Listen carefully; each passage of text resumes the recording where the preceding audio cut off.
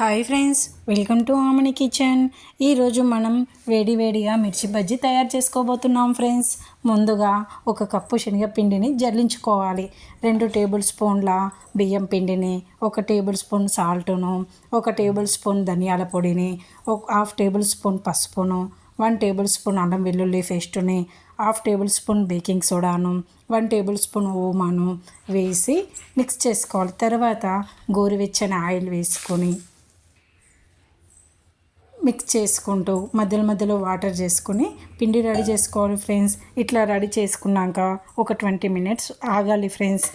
తర్వాత నేను చూపించినట్లుగా మిర్చిని మధ్యలో కట్ చేసుకోవాలి. తర్వాత డీప్ ఫ్రైకి సరిపడినంత ఆయిల్ వేసుకొని డిప్ చేసి వేడి చేసుకోవాలి friends. 2 sides golden brown colour వచ్చే వరకు వేయించుకోవాలి.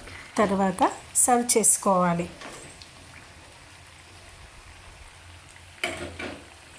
ఒక టేబుల్ స్పూన్ ధనియాల పొడిని, సాల్ట్ను కలిపి పెట్టుకోండి ఫ్రెండ్స్. తర్వాత మిర్చిని మధ్యలో కట్ చేసి ఉల్లిగడ్డను, ధనియాల పొడిని అప్లై చేసుకోవాలి. అంతే friends. Please like and subscribe friends.